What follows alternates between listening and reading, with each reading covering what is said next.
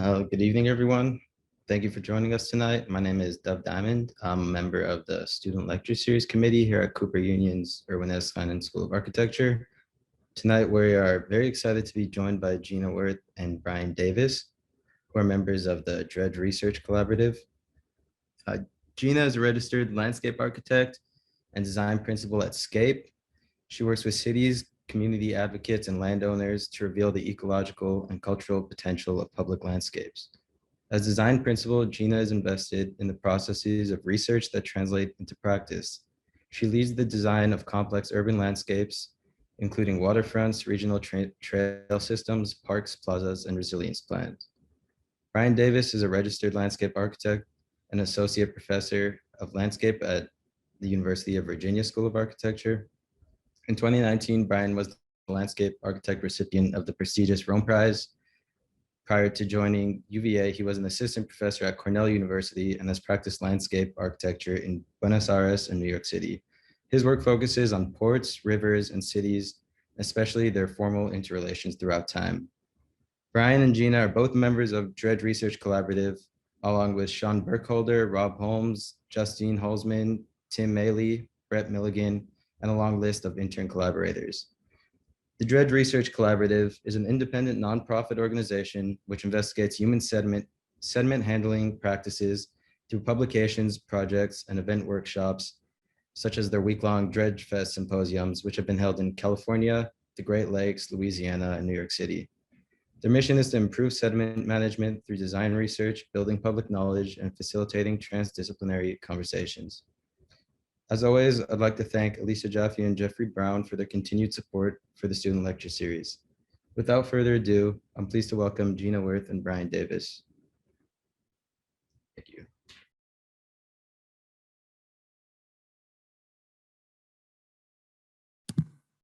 Great. Thank you so much, Dov. I'll go ahead and jump in, and then I'm going to give a little bit of an overview and then talk about one project in particular. And then my friend and colleague, Gena Wirth, will take over sort of midway. So it's a pleasure to be here with y'all tonight and have the opportunity to talk about some questions and works of landscape architecture and design more broadly in coastal environments, coastal and riverine environments. And I think there'll be probably a couple of themes or through lines that we hope to develop. And these include a kind of an interest in basic aesthetics, an idea about evolving publics in the American landscape, and how this connects to traditional practices of landscape and architecture.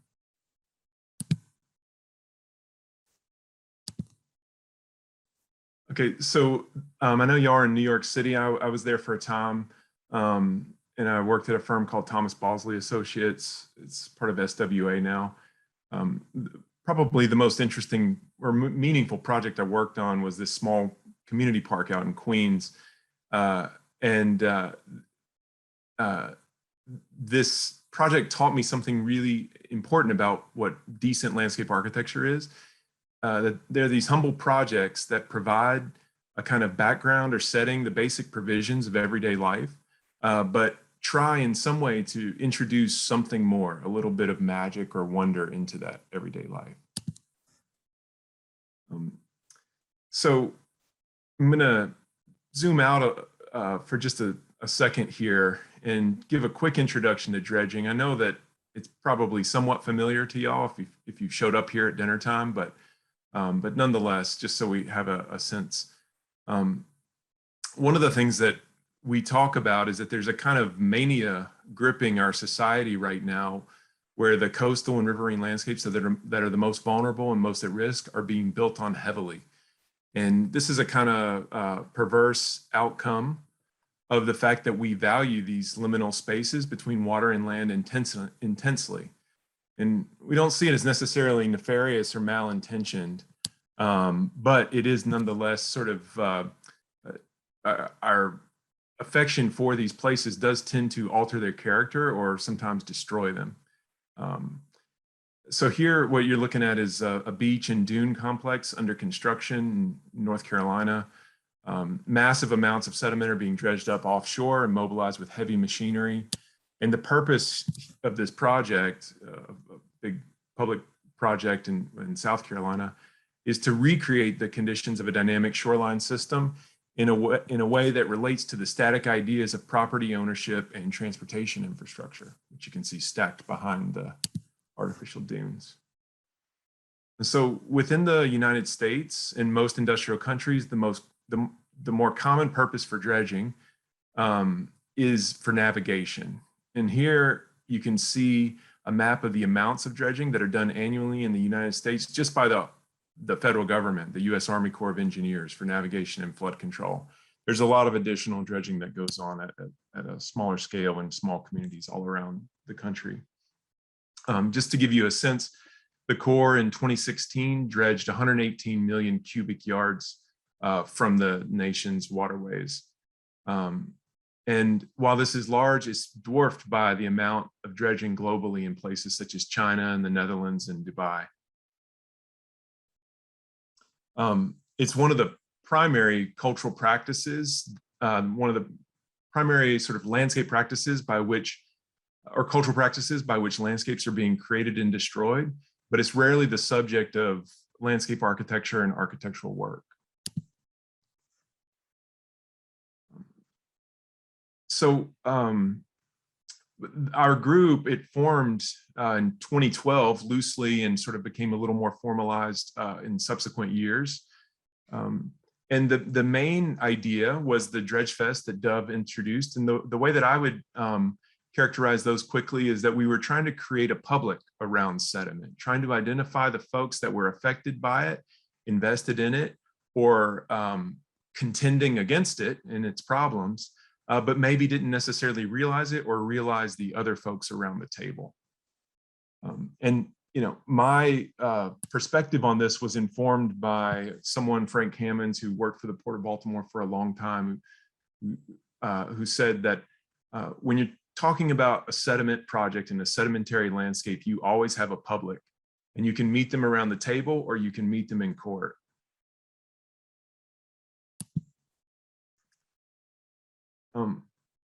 So the Dredge Fest events, they were sort of academic conferences, or they weren't academic. They brought together academics, industry folks, scientists and regulators, and design students. And the goal was to do it a little bit on our common terms, where we were asking design questions of sediment.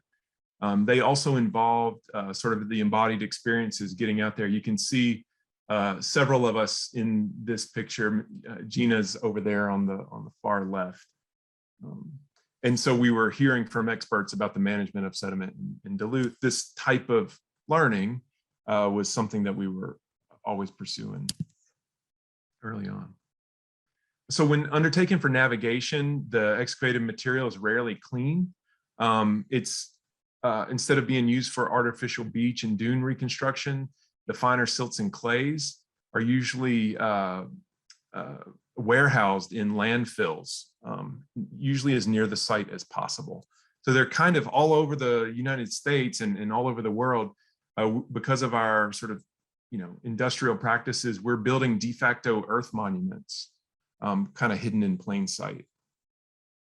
And these processes, they're accelerating as seas rise and storms intensify and global commerce grows and coastal populations climb, and as environmental regulations pile up and risks increase.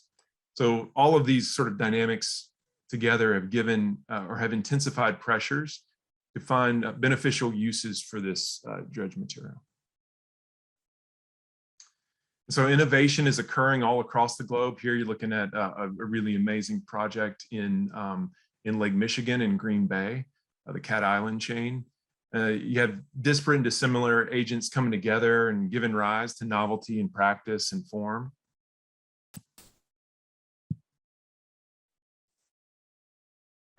Here is another really important antecedent for us. It's the sand engine in the Netherlands.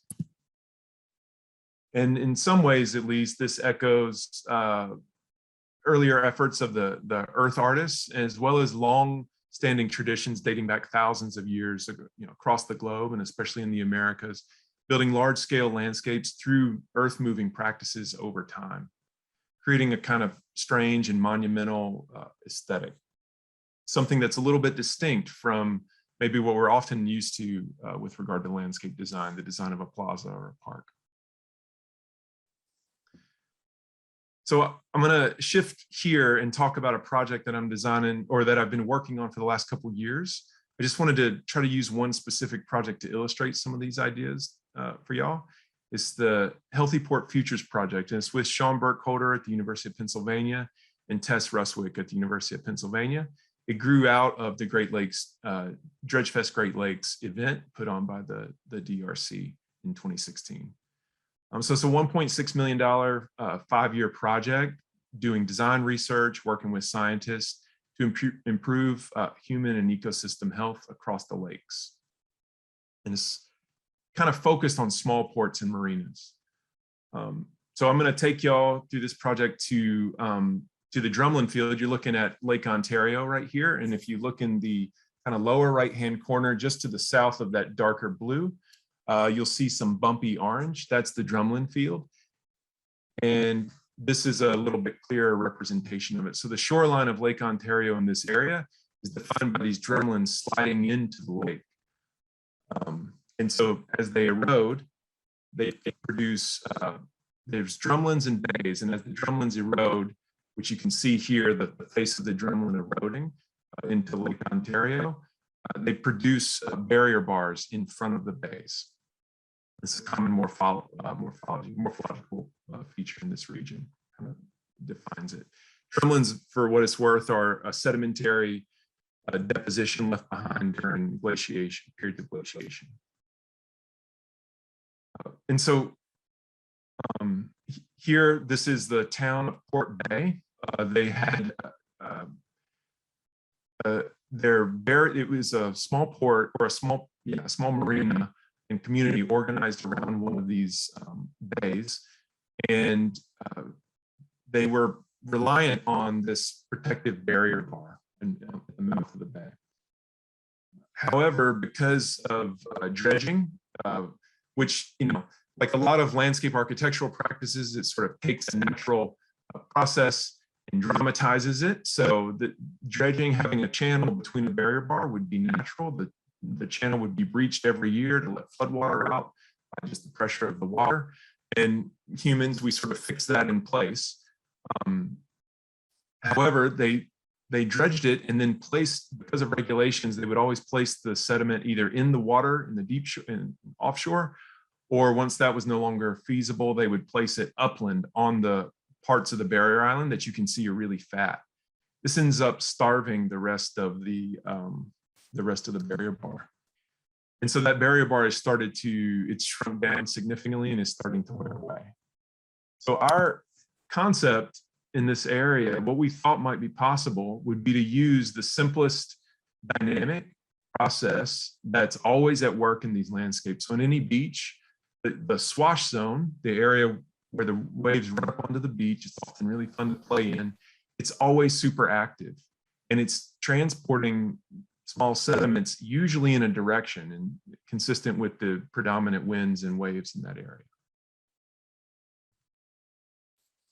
So we developed a few methods learned from some other fields and also sort of augmented from existing practices in landscape architecture to try to work with this dynamism. So in this case, you're looking at the wave modeling. That's pretty commonplace in coastal engineering. And so we're using this in a faster and iterative fashion as design questions that could then be tested or verified by engineers as need be. And what you're looking at here is hopefully it's intuitive, as the darker colors come in toward the shore is the white along the bottom.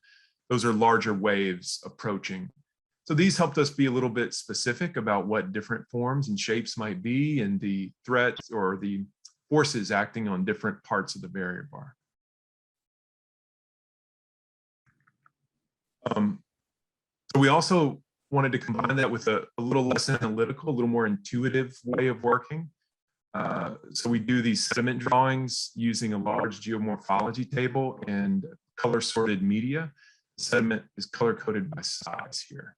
So we're just testing, in my mind at least, this is really common to or this is really similar to the common practice of drawing iterations on trace paper, but here we're drawing with water and color-coded media.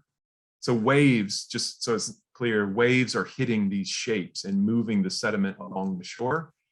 And we're trying to find the best shape, or the most appropriate, interesting, and safest shape.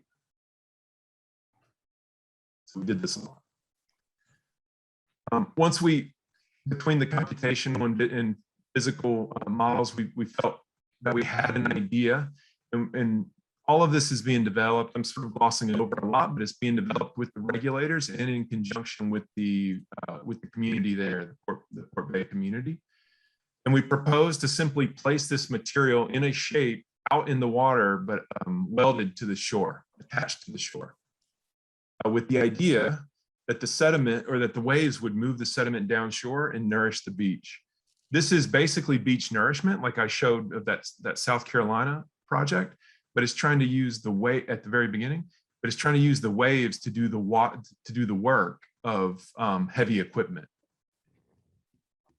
So we still need some heavy equipment to make the form, and the form is defined partly by the logic of waves, partly by the logic of a little bulldozer, and also by the experience we were hoping folks would have seeing this thing get built.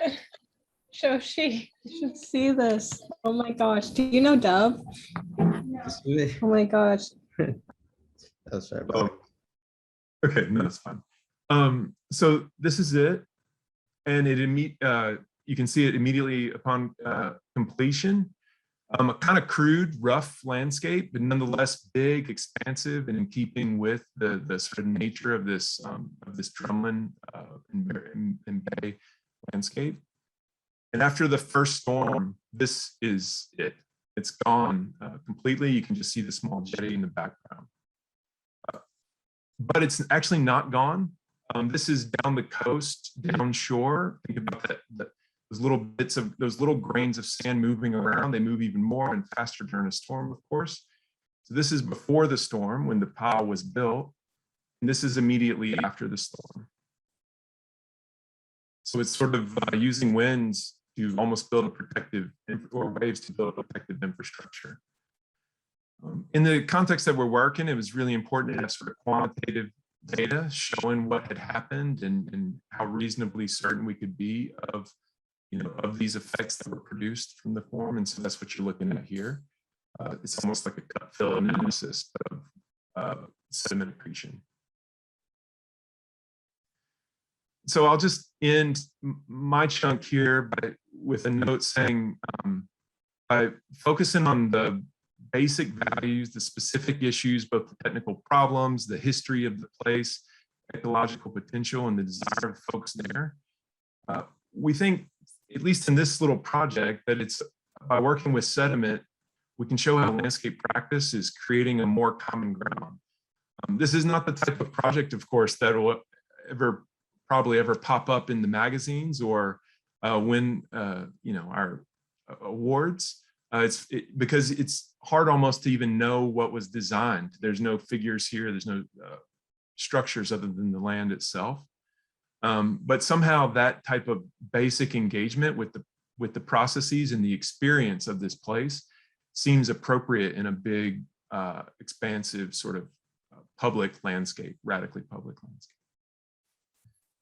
All right, I'm gonna stop there, stop sharing, go on mute and turn it over to you, Gena. Thanks, Brian. Thanks for sharing such a beautiful and poetic project.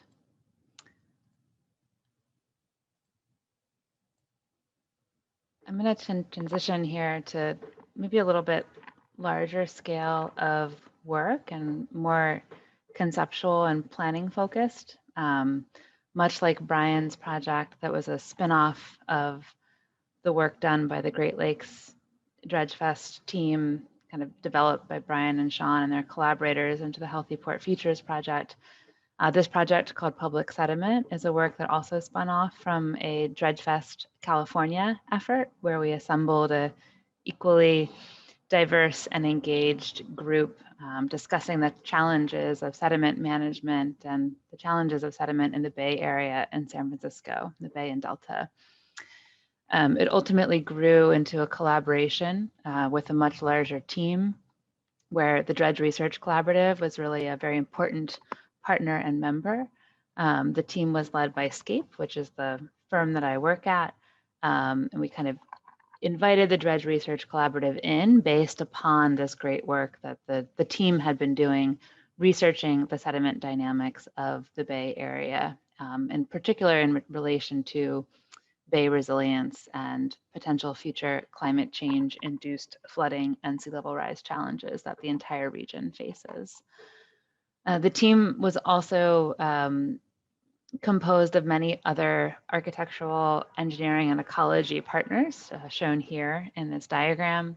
And this work that I'm going to be sharing, the work of public sediment, was created for a process known as Resilient by Design. It was a design competition hosted in the Bay Area a couple years ago to think more creatively about how resilient solutions could incorporate cultural, social, and ecological needs into their design fabric. For the many challenges facing the many towns, cities, and areas urbanized along the bay's edges, vulnerable to climate change. And so for this design competition, our team, this very collaborative group, looked at the baylins as living infrastructure, thought about the bay environments of the wetlands, the marshes, and the mudflats that lines the perimeter of the bay as a piece of living infrastructure that helps protect bayside communities from the impacts of climate change, notably sea level rise and storm surge. These tidal bailins, they literally cushion the urban edges and mitigate the risks of sea level rise. They don't solve all of the problems. There's no silver bullet solutions with sea level rise, but we think that tidal bailins are a very important piece of adaptation strategies. And sediment, when you begin to look at tidal bailins, the core kind of mineral resource that they rely upon is sediment, this kind of mucky bay mud.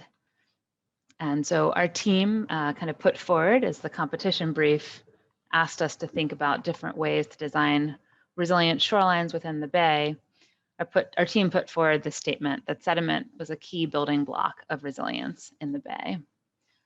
This is for a couple of different reasons. First is because sediment literally builds those baylins. That complex assemblage of marshes and mudflats and coastal edges are supported by and made of sediment.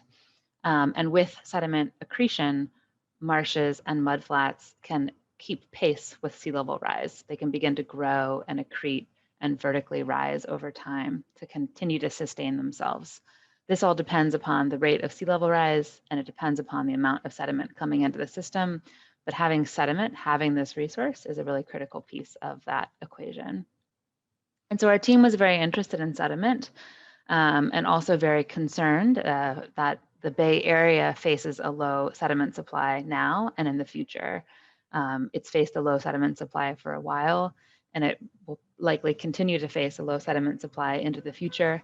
And we saw this as a slow and invisible threat that the Bay Area was facing. So there's been a lot of conversation about the impacts of sea level rise, of storm surge, of coastal flooding, of king tides on coastal communities, but there wasn't a really strong public conversation about the lack of sediment within the Greater Bay system.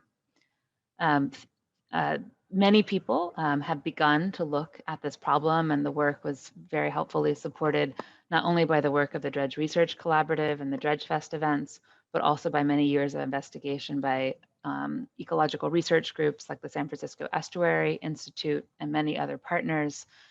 But what the research reveals is that historically, the Bay Area has been fed by these small tributaries and trickles of water that send sediment downstream with larger storm events. So like the image on the left, small streams leading into larger rivers feeding the bay would historically transport sediment during large storm events. Much of the bay's small stream systems, much of the California region's small streams and large rivers have been impounded and dammed. They've been modified, their edges have all been touched. They've either been channelized and turned into levees, or they've literally been dammed, where the flow of water and the flow of sediment have been divorced. So thinking about the theme of this lecture series and the externalities that we all face and design around within landscapes. One of the major externalities within the dam and hydropower projects within California, the dams are there for hydropower, they're for flood protection, they're for water supply creation. One of the externalities is that the flow of sediment has been interrupted and sediment has been trapped upstream with these engineered systems. And what this has led to on a regional scale is a really low amount of sediment entering the Bay Area compared to historic levels, and a maybe critically low amount of sediment entering the Bay Area when you compare the needs for sediment adaptation and wetland adaptation with sea level rise. So SFEI, the San Francisco Estuary Institute, have been doing a bunch of research trying to quantify this. And since a couple of years ago we made this slide, they've actually come out with a whole really extensive report that looks at many possible future scenarios. Most of them estimate low sediment supply continuing in the Bay Area. And so on the left here was just a rough estimate of the possible future baleen sediment supply, given the kind of modified conditions that exist today within the watershed. Some of that is coming from local bay tributaries in the brown. Some of that's coming from more regional systems in the gray. And then on the right is the amount of sediment that might be needed to sustain just the existing tidal marshes and mudflats that exist within the Bay Area. So there's a lot more sediment needed to sustain the existing systems than the sediment that's coming in today. And so when we look at California, when we look at the Bay Area, this is San Francisco here, this is the North Bay, the South Bay, Sassoon, and the kind of delta, the Sacramento and San Joaquin rivers kind of coming into the larger bay. We look at the massive network of marshes and mudflats shown in the tones of green and brown that ring the edges of the bay.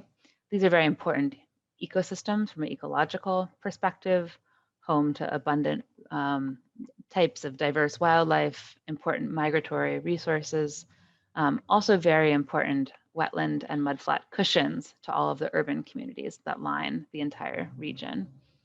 So the Bailins today have this incredibly shallow cross-section that extends out into the water with communities at the water's edge, often leveed systems, sometimes a series of diked ponds or managed wetlands, and then different layers of marshes of high marsh, low marsh, mudflat, and subtidal systems extending out into the bay.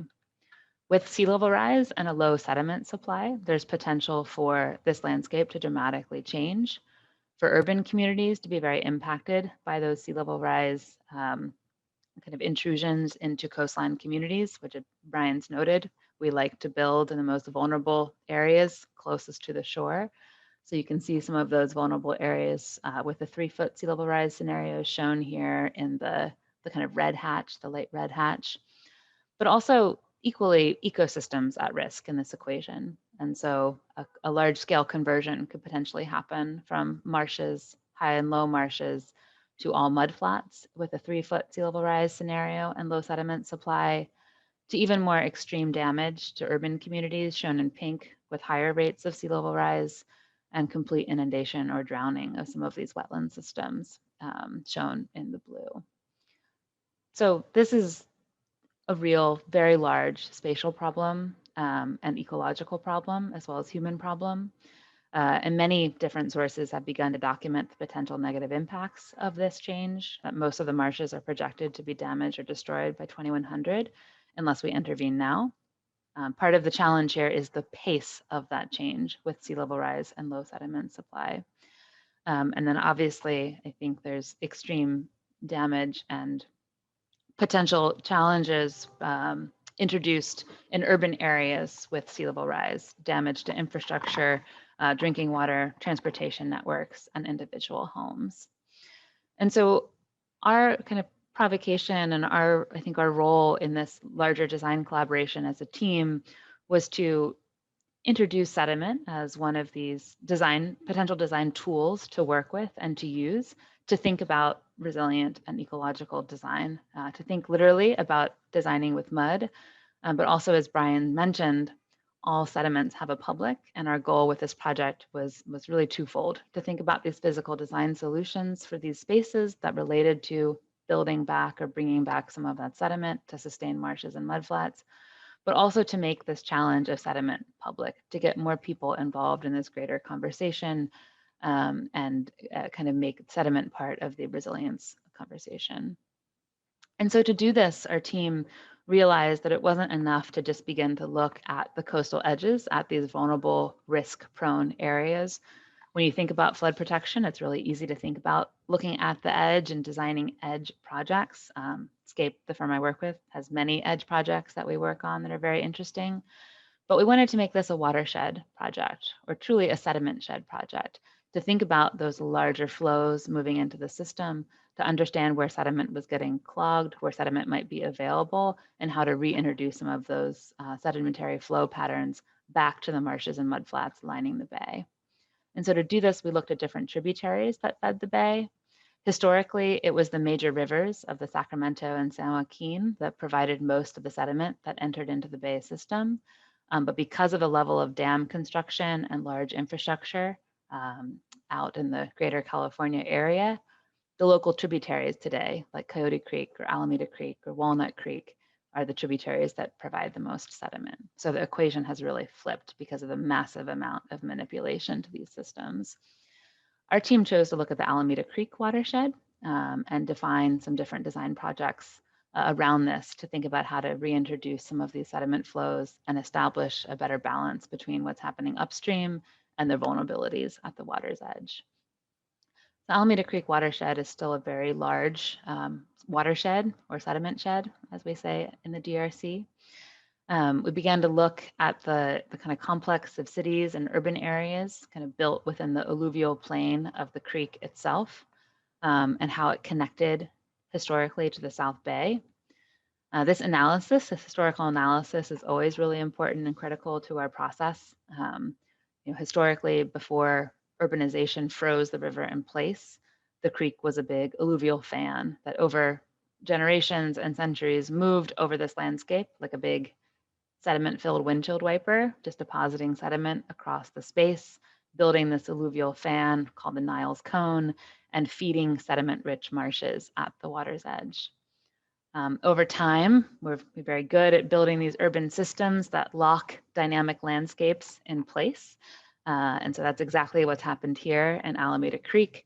A thick layer of suburban and urban development has crisscrossed this landscape and locked the river in place with a lot of help from the Army Corps of Engineers, basically constricting the flow of Alameda Creek as a sedimentary and hydrologic system, limiting the amount of sediment that made it out to the bay, and also impacting the way water and sediment move together within the greater system.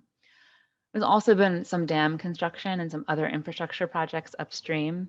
If anyone's interested in hearing about some of those proposals, we don't have enough time to talk about all the scales of the project this evening. We're going to focus on Alameda Creek, but I can put some online resources in the chat that kind of speak to some of that larger scale thinking.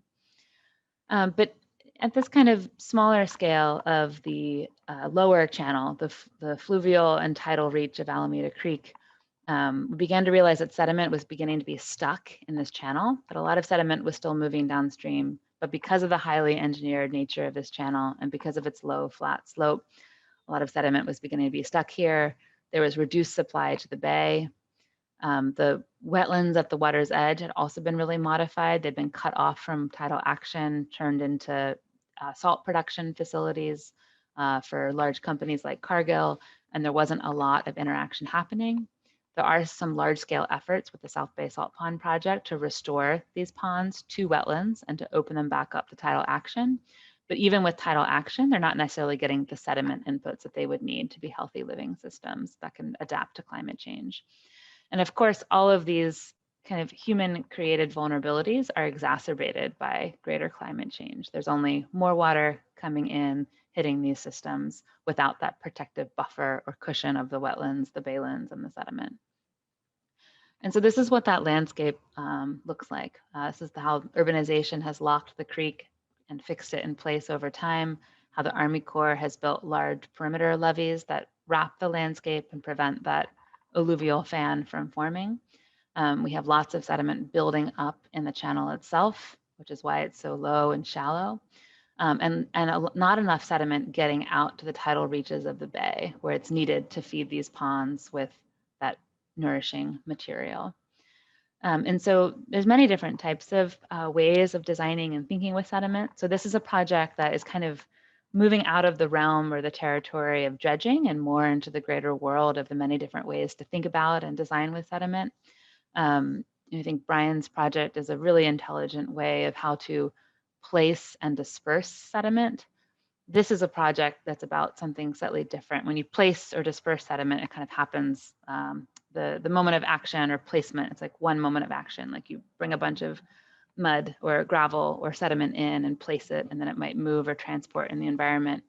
In this project, we were thinking a lot about suspended sediment, how to redesign the river so it could actually perform more of its historical function of transporting sediment suspended in the water during these very large storm events, sediment that was already trapped in the system upstream. And so we worked with many different partners to think about this. All of these projects have to be highly interdisciplinary efforts. These are highly regulated landscapes. Sediment can be a contaminant in this landscape, and if it's coming at the wrong time or at the wrong intensity, it can suffocate fish. It can be very negative for ecosystems. But there are many, like a whole constellation of ideas that many partners have been thinking about advancing within this site and within this region to deal with these challenges.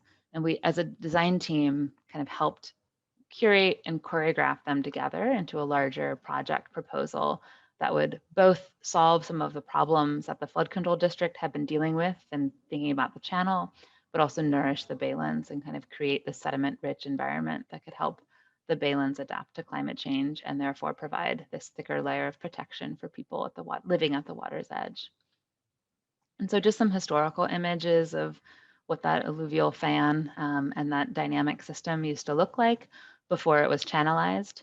And a reminder here that the infrastructure we create has many catalytic effects. And so the infrastructure of the levee that controlled the flooding of the river or of the creek, of Alameda Creek, enabled the large amount of suburban development and kind of locking in place that we see over time. These are related systems, not independent systems.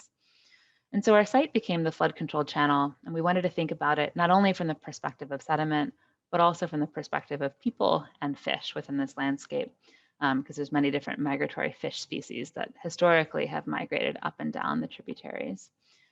Our first goal was to think about creating a channel that could move sediment. Would it be possible to strategically redesign portions of this very static flood control system to move sediment in a more dynamic way? And we worked with the flood control district to define some kind of almost like acupunctural ways of doing this. This is the cross section of the current day flood control channel. And we thought about and brainstormed with them on ways to create a narrower, deeper channel within the system, stabilized by natural vegetation at its banks that would have a wider floodplain and more planting within the system to help stabilize some of the edges, to create a meandering active channel, which would have a deeper level that would allow for more migratory fish passage over time, be more reflective of the historic stream conditions, and transport more sediment in 2, 3, 4, 5-year storm events periodically throughout the different years. This channel could potentially enable more fish passage and refuge, and we also identified some strategic areas along the project site of less developed land that could be repurposed as like micro floodplain expansions and refugia for these migrating fish. Oh, the fish that historically have used the system are really fascinating. Steelhead need to make this migratory passage up to spawn, and their babies need to move downstream and transition from a freshwater to a saltwater environment. It's a very important part of their life stage and ecosystem. It's also important for kind of shocking species like the Pacific lamprey, who also need to migrate up and down the channels to complete their life cycle, and weren't kind of supported by that with the existing infrastructure in place.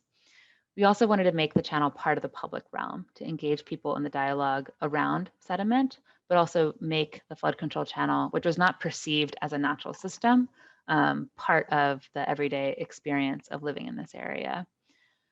We did a lot of interviews, kind of talking with community members about Alameda Creek and the Alameda Creek Flood Control Channel and people's perceptions of it. People generally liked some of the paths that lined its edges, but felt like it could be a very divisive infrastructure in their neighborhood that separated different communities and made it difficult to walk around, had vastly different demographics lining different edges of it. And it wasn't, the channel itself wasn't perceived really as a piece of living infrastructure or potential living infrastructure. It was viewed as a piece of gray infrastructure or built infrastructure and not really part of the recreational fabric or viewed as a wildlife or habitat resource, even though it has an actual critical habitat resource for a couple of migrating steelhead that still use the system. And so this design work, some of these design provocations shown here of mud rooms and flood rooms and living levee systems were ways of describing these different project techniques of how all of this could come together to unlock Alameda Creek, how we could work within these highly constrained boundaries of the levee and redesign the interior of the channel itself to move more sediment downstream and create places for people to occupy the systems and more diverse habitat and planting systems to occupy the flood control channel, to diversify it both ecologically and socially. But it was also about moving more sediment downstream, to think about how this upstream resource that was miles away from the water's edge, the coastal water's edge, could provide more sediment downstream. And the Alameda County Flood Control District had done some modeling to show that this type of intervention could encourage about 5,000 cubic yards of sediment a year to move down to the bay, which is a small amount, but it's the amount that's roughly comparable to the amounts that other creeks are serving. So it could almost be like an amount comparable to what Coyote Creek, an adjacent creek, provides to the bay. So it almost could be like adding another creek system to the bay. It could be quite substantial in terms of the sediment need and providing some of that at the source. And so once it moves its way down to the bay, we really had to think about where does it go? Right now, because the whole system is lined with levees, it goes out into the bay mudflats, but is there potential to breach the levees and bring that sediment back to these historic wetlands and create more of this sediment-rich buffer to help protect communities from sea level rise and to create and nourish this more diverse layered bayland environment, which is so important for the larger Bay Area ecosystems. And so this is just an overview. This project is kind of larger, a little bit more complex. It extends upstream, and we had a lot of ideas for piloting with sediment in the Bay Area. But I think it's an important illustration about how sediment can also be a regional design tool, and how we tried to use this work to talk about the greater realm of sediment design with a much larger, much more public audience, and how all of these design proposals, I think, are never just about sediment. There are about many other kind of complex layers coming together to kind of unlock some of our man-made infrastructure and reintroduce some of these more natural systems and kind of performance elements back into some of these landscapes, which have been so changed over time. So I think with that, maybe we should just open it up to questions and have a little bit of a discussion around the work. I think the projects are pretty different, but they all stem from the kind of collective affection and interests of the DRC, and really kind of pleased to be here this evening with the group. Great, thank you so much. That was incredible. So questions, if anybody has any questions, they can unmute themselves and ask, or they can type it in the chat and I can read it out. Maybe I'll start off with a question while other people are thinking or typing. It's somewhat of a general question, but obviously you're talking about like the locking in of natural ecosystems or natural movements of sediments, of animals, of water, and how the city and consolidated sort of engineering projects, even if it's engineering on an urban scale, how that locks in these systems. And I was wondering how both of you see the line between ecological restoration projects and in the relation to restoring ecosystems, but also in relation to the idea of large engineering projects. Like for example, it's my understanding, and I may be wrong, but mudflats are part of the succession process of salt marshes. And the moving inland of marshlands, maybe that's the redynamicism of the landscape, like the ocean reclaiming a sort of dynamicism, and then perhaps there's a conflict with trying to restore what's there, keep what's there, that's sort of fighting it again with a different weapon. So yeah, just wondering what y'all have to say about that. Yeah, definitely. I mean, we're definitely working in this like sticky middle ground, right? I feel like all of, well, I don't know about all of the work of the DRC, but all the work I work on with the DRC and all of the work I work on with SCAPE is really in this like total gray area, right? Because I think it's truly, I would like to live in a world in which we could just like watch landscapes change, watch landscapes transform, and feel like a wetland ecosystem could migrate upstream, or the ocean could come in, and we could figure out how to like live with that better, or move, right, or retreat from the shoreline to allow that to happen. That is not happening in a lot of coastal systems. And so I feel like the work that we're trying to do, right? People have invested at the water's edge. There's billions of dollars of infrastructure at the water's edge, and all the early projects that Brian showed, all those early images of shoreline nourishment or beach nourishment or infrastructure creation is all there to protect those investments. And so the idea that I think one thing that SFEI, that ecological research group in the Bay Area, is really trying to do is identify areas for wetland migration along the Bay. And the sad reality is there are very, very few undeveloped areas that don't have millions of dollars of infrastructure investment, or homes, or schools, or roadways already placed along the water's edge. And so it's very difficult to find zones where you could think about a marsh system simply moving up the section, or a mudflat just migrating up the section. The more likely reality is that for at least a period of time, maybe it's 10 years, maybe it's 50 years, maybe it's my generation, we are doubling down on, as like a society, we are doubling down on hardening the shoreline and defining those hard lines, which are fictitious, between land and water. And so when a wetland tries to move in that type of system, where a levee is built or a seawall is built, there's nowhere for it to go. And it may in fact damage people's homes, like has happened in Hurricane Sandy, but it's very unlikely, at least within the next couple decades, I think, that we're going to see a whole-scale retreat from the water's edge from an urban perspective. And so I feel projects like Public Sediment, and another project that my office is working on, Living Breakwaters, are all about these kind of like gray area middle ground. They're not projects that are about full retreat. They're not projects that are about building large ways to keep the water out. They're about like, what do we do in the interim? What do we do in this kind of middle ground? We're trying to expand that toolkit of solutions to think about, which have more inspiration in natural processes, but are still highly built, highly designed interventions that do maybe extend the period of time in which people can continue to live at the water's edge. So for us in practice, for me, that looks like success. But I'll let Brian maybe answer that question too. I agree. In urban areas, it's largely issue. The way that I think about that is just trying to buy time.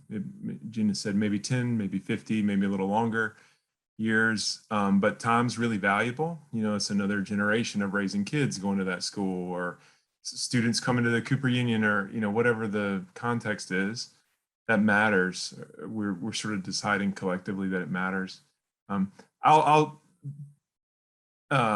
offer the other side, though, that in the rural areas and the non-thriving urban areas, like parts of Baltimore, for instance, there's already retreat areas that don't have high levels of investment, like the San Francisco Bay Area or New York City. There's already marsh migration is happening, like you were referring to, Dove, and that's a whole body of science. It's really interesting.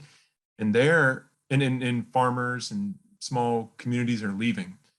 And there, as I see it, the issue is a qualitative one, because the Chesapeake Bay, for instance, they're coming back into the farmlands that were sort of drained and filled. but they're coming back as Phragmites, dense Phragmites stands, which is a bummer. Not a lot of cool birds and mollusks and fish can thrive in Phragmites wetlands. And so there, the sort of aesthetic and maybe moral question is like, well, what's the quality of these places that are culturally significant, even if they're not lived on anymore, and ecologically significant? Are we going to give them over to Phragmites? Or is there something, your question, Dove, makes me think, like, could we work with farmers so that we could help them make shapes, in their land, so that they could farm for a little bit longer and raise their kids, with the idea that in a generation, the land, as it converts to wetland in the Chesapeake Bay or in Mobile Bay or whatever, it doesn't turn to Phragmites, that there's some different relation and it jumps to, Spartina or, a halfway decent wetland. Those are really cool questions that I don't think anyone has a good sense of yet.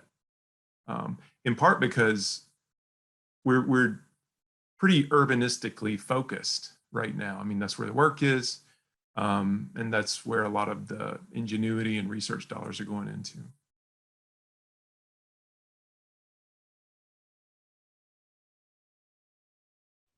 Thank you. Yeah, it reminds me of a conversation we were having with a lecturer that came into our studio, because near Jamaica Bay and Marine Park Bay, near the Salt Marsh Restoration Project, they also had the issues of Phragmites.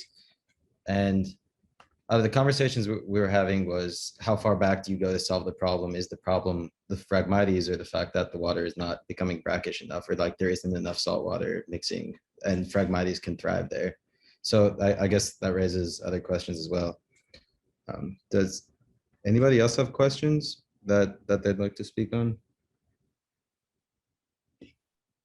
I actually have a question. You kind of answered part of it because I was going to ask about farmland, but I was wondering if how you guys could work with ranchers particularly, just because I don't really see how you can actually work with ranchers and ranch lands, and how to design to accommodate them or to work around them, just because of how much waste cows produce and how much waste they put into the environment. Well, I can talk a little bit about some of the upland issues related to public sediment, which includes farmland and rangeland.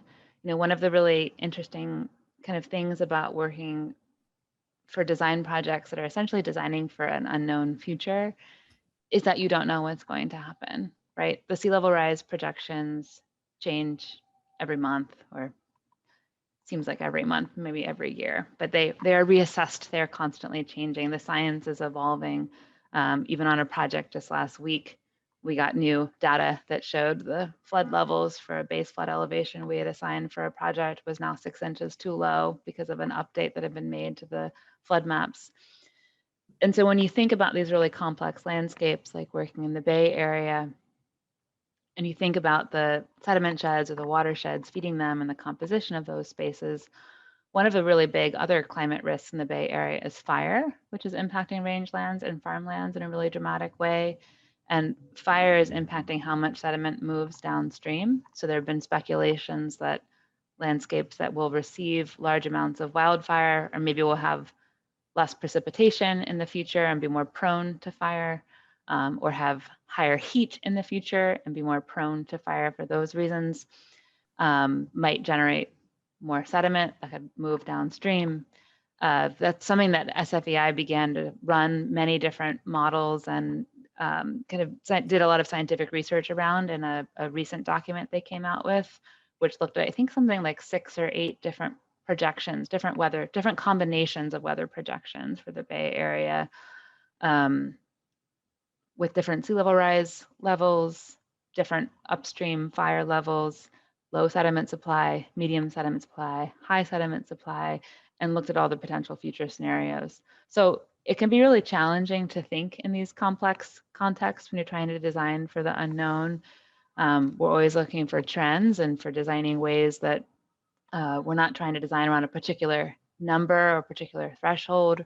We're trying to design with reasonable confidence that we can improve a system, but the interventions that we propose won't make the situation worse if something else happens, right? Like if more sediment does come downstream, could this project still function and be productive?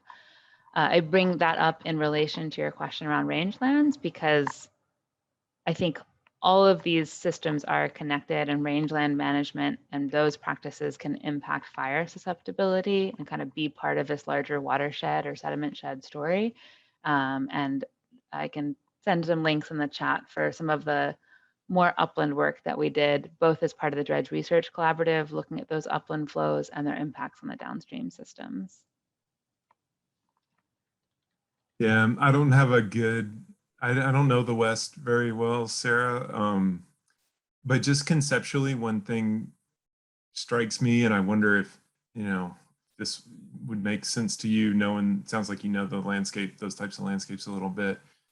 But one of the things about dredging that attracted us is it's often a maintenance act, an ongoing practice. And in the one that I showed, that's a practice that would happen at least once a year is the hope. So in a way, some of our work is attempting a shift from the capital project where you build one thing and it's the right solution. I think Gena's sort of alluding to this, that in fact, rather than creating a path dependency where the problem is ostensibly solved and then you create other problems, that maybe it's possible to open up possibilities in the future, even as you deal with issues in the present. I think that ethos, at least, and that set of approaches or concepts is could translate well to landscapes like rangelands, because those are not big capital projects. I mean, of course, you have to build fencing and structures, but a lot of it, as I understand, is practice-based. It's all these maintenance practices and these sort of ongoing work. So I maybe, that's a very vague notion, but maybe from there you would have some more precise idea. But it's a thing that interests us. I think, at least in landscape, I can see how that emphasis, that blend between construction or capital project and ongoing work and maintenance, that's a kind of natural and long-standing interplay. In architecture, I don't know, it's not as evident to me, and y'all would know better. Let's see, we got one in the... Yeah, there's some good questions about a collaboration in the chat. Marissa, do you want to read it? Hello? Yeah, that'd be great, yeah. Sure, I'll read it. Hi, thank you so much for your presentation. And just just wanted to say how really appreciate the sensibility that it takes for you to wait and see how things go, and also to design with these systems that are already in place. And systems is kind of a rough word, with nature, to design with nature, I guess, and to think of people in that way as part of nature. So anyways, back to my question. Could you speak about the way you organize to collaborate, or what your challenges and motivations are, and how you imagine the discipline of design and the communities it involves could correspond with changes in climate and land? What do you consider would be important for students to learn and practice outside of what you remember being taught in school, and or outside of what you might struggle with in the discipline of architecture? Those are all really great questions. Should we, maybe, I guess we could start with like the collaboration question, because I think there's so many ways to collaborate. I don't know if your question is specifically about the DRC or if it's more about like the collaborative, I think, spirit that these types of projects really require. But I can speak about I think the DRC is just an excellent group of people who are interested in similar things and have a commitment and a shared respect, and sometimes collaborate and sometimes don't, but always want to get together and like talk about it and learn about it. So it's just a wonderful kind of nonprofit group to be involved with. And I would encourage you to think about forming similar alliances with your peers and friends interested in related topics, because you're always going to approach it differently and learn from those differences. From the perspective of collaboration and these types of projects cannot happen without really intense, detailed, thoughtful, and responsive collaboration. Doing anything in the water is as a design proposal or introducing new systems into the water. I don't know, Brian, what your regulatory conversations have been like for your very poetic pile of sediment, but Debilitating. it's so insane, right? We have our whole regulatory system has been crafted to protect existing water resources. And that's very important, right? It's like a Clean Water Act. I'm not here trying to like diss on the Clean Water Act. It's a very important piece of legislation that does preserve the water resources we have. What it doesn't do is inspire or even allow tiny ways to think about designing water systems differently. The regulations are really, and the regulators are really set up to protect the resources we have, and are very hesitant to experiment with those resources or think about new ways that those resources can be enhanced.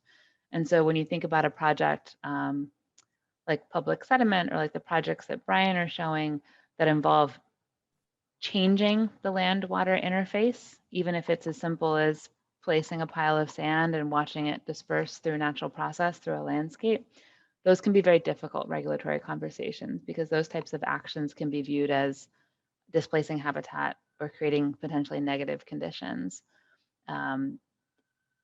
This is all, you know, one challenge when you're trying to think about enhancing habitat, but when you're thinking about the massive changes that our shorelines are facing with sea level rise and with climate change, and the scales of responses that might be needed to design more productive interfaces between land and water, of urban systems or rural systems and the water's edge, a lot of change is going to happen, and a lot of design changes could be part of potential solutions. But to have anything be implementable, it requires intense collaboration with ecologists, with regulatory actors, with engineers, to all be allowed to do this type of work. You know, to further that point, Gena, there's a lot of emphasis, rightly so, right now on working with communities and upfront, not just sort of presenting their idea and getting their sign off, but having a collaboration. But I think Gena, well, at least one of the things I've learned is that you have a kind of regulatory community as well, and getting them involved with the same ethos, get them involved early and often, get them on board, asking similar questions. And then as ideas and forms take shape, you have a better chance. That's probably, honestly, a lesson from just good practice for a long time, even just amplified now where we have contested publics and a difficult regulatory environment. But it's not taught in school. It's sort of taken for granted, at least it wasn't for me. That sort of relates to the point I was going to bring up to maybe your last question, Mauricio. The role of language, I think, in architectural education is, I don't know Cooper Union specifically, but I'm gonna guess that y'all use, like most schools, it's a kind of hermetic and esoteric language, very fancy sounding, very precise. And that's actually really important in my view, because y'all are learning not only really precise terms for things and concepts, but also building sort of mental structures to assemble and reassemble things and link it to conventions and drawing and making, because you're the ones that are going to come up with the ideas. And so that mental work is really important. But we often, present to each other in design school, not exclusively, but that's a tendency. And so somehow, at least as you go along, remembering that you need to be able to convey that newfound knowledge and insight in very basic terms, in ways that could connect to someone. Like, I bet Gena, I know for myself, when she would go to talk about public sediment, or if I'm talking to the Port Bay folks, we're not telling them about, swash zone dynamics or or even sediment. We don't use that word so much because they don't care that much. They want to be able to get their boat out, and they want there to be a little beach there. And then the regulators want there to be some habitat for spiny soft-shell turtles. Like those are the things that matter. And so speaking, relating the project on their terms is a good practice that is good to start a little bit in school. And then finding good folks, in your first 5 years or so out of practice that can help hold you to account, so that you don't just go down, the weird world of architects talking to architects. That's a good way to not have much impact. In my view. And it's so true. I also, like a note of, I think it's also really important to remember the skills you do learn in school, in terms of your ability to synthesize problems and sites and put forward proposals. I think that's one of the reasons the DRC was started, was that we weren't finding opportunities for these types of projects in professional practice, right? But yet the whole group had this great skill set of being able to imagine ideas and put ideas forward and have a conversation with an ecologist or having a conversation with an engineer and translate that into a spatial proposition. It sounds really simple, but those disciplines aren't trained to do that. And these projects aren't coming from those disciplines in the same way. So I think that's really what design offers. And it means putting the ego aside a little bit and recognizing that you may have fantastic architectural or landscape architectural skills, but when we work in these types of environments, we are not the experts, right? We are listening, we are receiving, we are curating information, we are responding to community feedback, we are definitely responding to regulatory feedback, and we are taking the ideas and synthesizing them into larger design propositions that would never have been imagined if it was a kind of design-free environment or design-free world. And the skills and tools that we are using are the skills and tools that you are using for your studio projects right now in school. And so you have the right skill set. It's kind of about, can you communicate with that skill set in a way that people can understand? Can you be responsive in your skill set and actually respond to the feedback that you get? And adapt it to the many demands and needs of the world, whether they're budgets or regulatory criteria, as all these projects face. So I think that's the good news, is you have all the tools to do it. Thank you.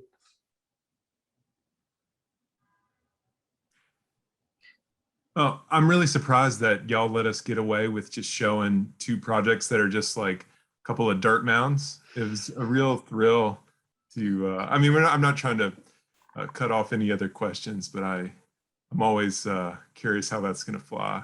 Ryan, public sediment is a dirt trickle, so that's right. Not a dirt mound. Dirt trough and a dirt mound. We have other projects in the office that are just really complicated piles of rocks. If I may do a follow-up question, because I think you guys were starting to touched on it, but I guess I want to get a little bit more concrete, less sediment, about this particular issue that I keep seeing coming up, which is this really hard line, the water line. And there are, from the design community, there are ideas to soften that line, to deal with that line in one way or another.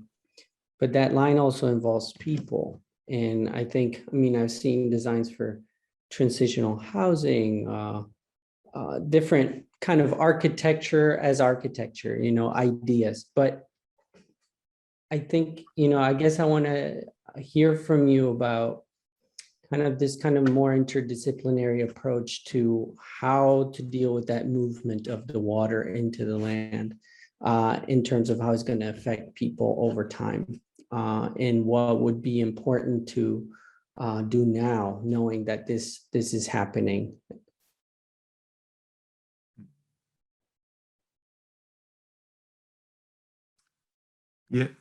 Yeah, that's a great question, Mauricio. I mean, one thing that I only briefly alluded to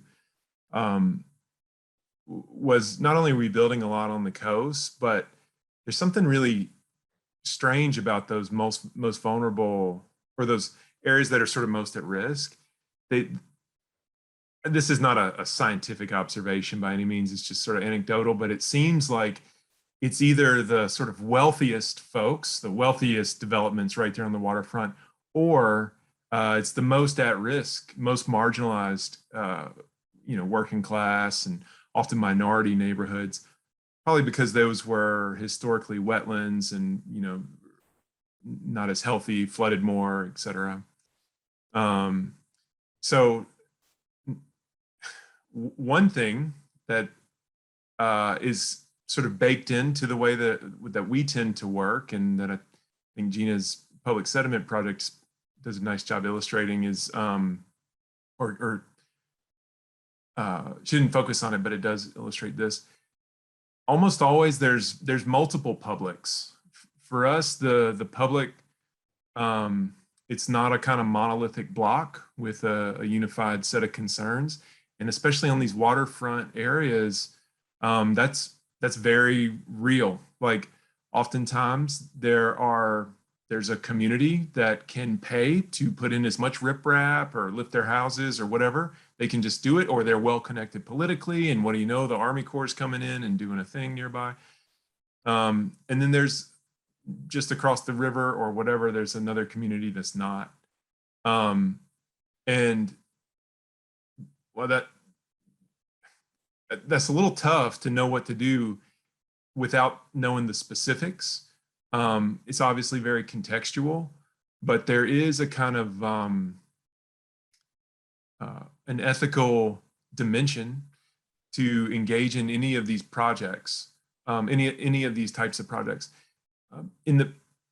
Okay, so I'm kind of rambling a little bit, but I do want to end with a little bit of added information on my Port Bay project, or mine and Sean and Tessa's Port Bay project. It's a working class community in upstate New York. So those little communities up along the lake there, no one goes upstate New York. It's a beautiful lake, but a few people do, but now that it's easier to travel around for tourism, people from the big cities don't go to upstate New York for tourism. So you can be a lineman or a school teacher in Syracuse, and you can have a lake house in Port Bay. However, what that means is that that they get together, that little community gets together about $15,000 a year to dredge their little channel, and they're going to enjoy the lake with that communal money that they pull together. And if it costs more than that, there's a problem. And so even nourishing the beach with mechanical equipment, they tried to do that one year, and the state had to cover the cost because that costs a lot more money. And so sometimes, at least in that case, there was an opportunity to show how, just by rethinking, and what we ended up doing was just spending a lot of our time fighting hard for them with the regulators. And we did the modeling that the regulators needed to see. Is a pretty simple idea. Just let the waves move it, and everyone, it was well described, the wave climate there. It was not a bunch of guesswork, but that community can't hire an engineer or designer easily that could go and make that case with the regulators that has to be made. Now they have the permit change, and they're able to, designers can come in now and work with that concept. So that's at least like one small example that relates to your question. I think it's so critical, because I think the kind of small pilots that you're doing will also provide this whole body of evidence and of work that can help inform what happens in other communities. Because one of the major issues towards doing projects like this right now is that there aren't documented precedents with years of monitoring, understanding how they impact and affect shorelines, that other projects can use to put forward and say, okay, we don't have to do $1 million of modeling because there's enough science to show that this project, this is what happened, and these conditions are similar enough that we can test that here, right? And make these solutions more widespread and more applicable to more places. So I think we really need this greater toolkit of strategies and projects operating in these gray areas, because they look quite modest, but they're really quite radical and could be templates for whole different kind of land water interfaces in the future. The challenge is we have to do this really quickly, because when, like, I live in New York City, I was here when Sandy hit, and we know the conventional projects that come out and get funded by typical disaster recovery funds. They are projects that are either already engineered and shovel ready. Most of those are highly conventional, like flood walls, seawalls, larger scale infrastructure, because they're proven, right? They have been implemented before. There's a precedent for them, and they will be implemented in the future, and they'll be implemented quickly if a community is hit by a disaster and has federal money to respond. And so if we don't have a better toolkit to pull from, we are going to increasingly be either more badly damaged in the future and more vulnerable, or we're going to be kind of repeating the problems of the past without a stronger toolkit of new solutions to use. There's another conceptual thing that I think's important in thinking about the relation between pilot projects and the different types of publics and communities. And I learned this from actually that Powell's Oval project, practicing in Queens, or just good landscape architecture, or good design, let's call it, where in my view, historically, good design always solved basic problems. You know, the architects provide the program, and it's a healthy building, and it has, you know, access to the outside or whatever. And then it sort of has a theory or asks a higher order question of the world. You know, what should the interface with the street be like? Or what's it like to live in a certain type of 10-story building in New York? In my case, in mine and Sean's case, we ensured that, we did some work to ensure that the placement of the dredge material could happen and that it would not impair navigation. And then the question was, would it get thrown up onto the barrier island further and not really just thrown uphill by big waves and not really nourish the beach? Or would it get dragged offshore with a storm and, you know, increase sediment in the lake, and the regulators don't like that. And so that's what we were doing. And I think that's an opportunity where you ensure basic provisions. I sort of said this at the beginning. I'm sure we all lost the plot now, but you ensure basic provisions, but try to introduce magic or ask a higher order question. I think that's a way of doing it that doesn't lead to a slippery slope where, like, you know, where you can't experiment in the public realm, as y'all all know. Like, that's just kind of, we don't even need to be taught that. That's a thing. But that is an important thing to sort of affirm. And I think this way that has been established in good design for a long time is a way to push innovation, basically. All that to say, quick question. Oh, no, I was just rambling. oh wait, Please. Let's ask this Andrew. one. Let's ask Andrew's first, because it was in the chat, and then Oh, okay. we'll finish with yours, Sarah. Okay, got it. Andrew wants to know if both of you can speak about the process of bridging the concerns between upland and coastal constituencies across watersheds. Andrew says that he's writing from Louisiana, where many of the issues that are faced along the coast are related to the sediment that are connected to land use and development upriver, hundreds of thousands of miles away. So the question is, what lessons have you learned from DRC activities that speak to the challenges, opportunities, and value of building watershed-wide constituencies? Yeah, Andrew, that's a great question. I think that as the DRC, I think we've learned that there is definitely some power in drawing out those relationships, or maybe we think we like to think we've learned that.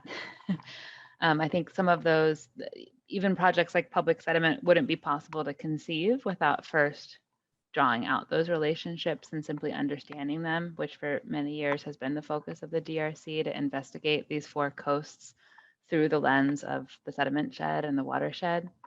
Sometimes they're overlap, sometimes they're not because of the way our infrastructure moves. I think one of the major challenges that what we have found, which is not a surprising challenge if you've worked in the sediment world for any length of time, but kind of a surprising challenge if you're new to it, is just there aren't really any entities projecting or putting forward big visions at these territorial scales. So there are entities like the Army Corps of Engineers, who in fact built and manages the levees along the Mississippi, as you know, further upstream, and builds and manages the levees and the sediment diversion infrastructure and sediment management infrastructure downstream in New Orleans.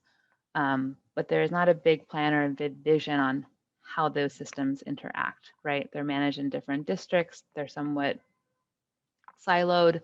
They are managed for maintenance, but not managed for necessarily managed for ecosystem quality, except in specific places. And so I think the potential is to use design tools like drawing and interpretation and revealing of the connections between these landscapes to begin to demand like larger agency visions and strategies around these regional landscapes, which are deeply connected and impact. Something done in one place can dramatically impact another. I don't have a lot to add to that other than just from general history in design. You know, there's a lot of watershed basin authorities, different watersheds, but almost all of them act in an advisory capacity, and that ends up having very little teeth. And what we need are watershed basin authorities with money to do projects. And the only one that I know of in the history of the United States is the Tennessee Valley Authority. And so for that reason, I mean, it has a lot of problems, but it's an interesting case study that's got a well-documented history that you could look into, and it's, you know, plugs into the Mississippi and is similar in scale somewhat. So there's something there. That also may be germane to some of your thinking, Andrew, because that of course was a New Deal project, and I don't know if it's going anywhere, but we have been having a conversation about the Green New Deal. And so it's just, it'd be an interesting thing to look at. And Andrew, as you also know, coastal Louisiana is one of the few regions with a coastal plan and a vision for its water system, and right now some money, so for a while. So in many ways, Louisiana is kind of leading the country in that respect, as terrifying as that might sound.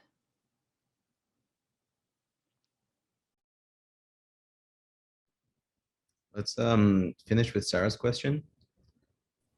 Oh yeah, this was actually a quick question, but do you guys ever do work with Caltrout?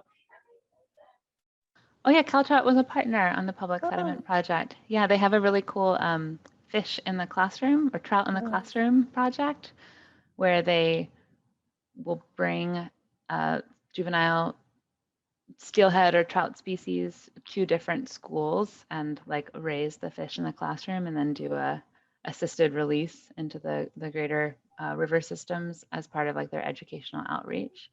And we were working with them a little bit to both think about the habitat design of the steelhead migration passage, which I think someone from Caltrout described Alameda Creek today as a gauntlet for steelhead, migrating steelhead, because it's like just a little runway of only one way to go, a lot of hurdles in the way, and then no protection from predators or other animals in the landscape that might deter their journey. But yeah, we really love collaborating with partners like Caltrout on these projects because they bring these very different perspectives to the work. Oh, that's really cool. I have like all the Caltrout like stuff. Half my clothes is Caltrout related. We also collaborate on other projects with oyster aficionados like the Billion Oyster Project and many other groups that are kind of doing this really important work of both tackling real restoration or ecological revitalization projects and engaging communities in the process. So I would really recommend, if you're working on an ecosystem project, trying to find a group like a Riverkeeper or a cow trout or a Billion Oyster Project to begin to engage with, because it'll really help enrich the process. I think that's actually an interesting, or not actually, of course it's interesting, but that's an important point to end on, Gena, that in the US, I think sometimes we get kind of frustrated. We, of a certain persuasion, get a little frustrated, like that government doesn't work better and doesn't do more. And that's understandable, but that is the way it is, partly because of that, or for whatever reason. Not NGOs, non-governmental organizations, I'm assuming cow trout is one, but whether it's the oysters or Ducks Unlimited, the Nature Conservancy, and I bet there's a bunch, you know, in architectural concerns, at least in built up areas like New York City. They just do amazing work. They are a public. They've already sort of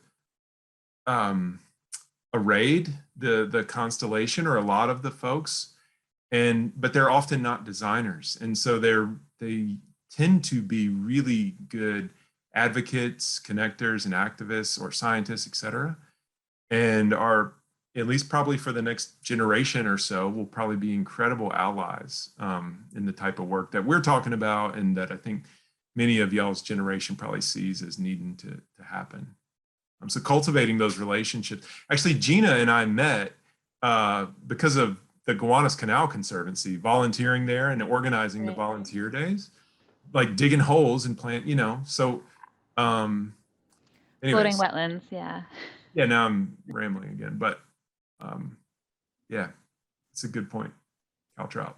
So what I'm hearing is every time you apply for a grant, you should have a line that says community engagement or partnerships, and then try to fill, you know, that need, right, to connect to all these other ways of thinking about what that project could do, and resolve issues.